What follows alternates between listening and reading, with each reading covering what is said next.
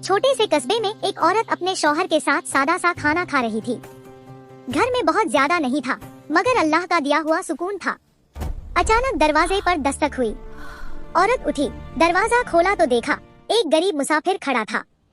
कपड़े फटे हुए, चेहरा थका हुआ, आंखों में भूख साफ दिख रही थी। औरत का दिल पसीज गया। वह अंदर आई और बोली, थोड़ा सा खाना बचा है, इसे दे देती हूँ। लेकिन शौहर गुस्से में बोला, खुद हमारे पास क्या रखा है, किसी को कुछ मत दो। इसी बात पर दोनों में बहस हो गई। औरत कहती रही, अल्लाह देगा, मगर शौहर कहता रहा, पहले अपना देखो। झगड़े रोज रोज बढ़ते गए। आखिरकार रिश्ते में तलखी इतनी बड़ी कि दोनों अलग हो गए। वक्त का पलटना। कुछ साल गुजर गए। औरत की शादी एक नेकदिल आदमी से हो गई। वह शख्स गरीब था, मगर दिल से अमीर। एक रात दोनों खाना खा रहे थे कि फिर दरवाजे पर दस्तक हुई। औरत ने दरवाजा खोला। एक बूढ़ा आदमी खड़ा था, कमजोर और लाचार। औरत की आंखें भर आईं। उसने बिना कुछ कहे थाली उठाई और पूरा खाना उस आदमी को दे दिया।